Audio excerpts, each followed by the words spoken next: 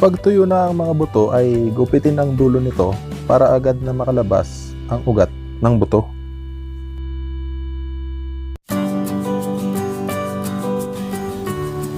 Ilagay ang mga buto sa isang lalagyan na may tissue paper.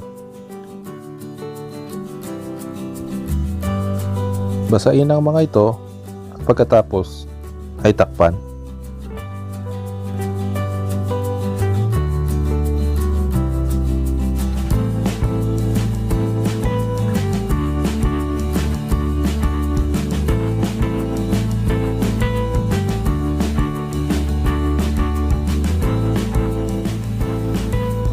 Makalipas ang isang linggo,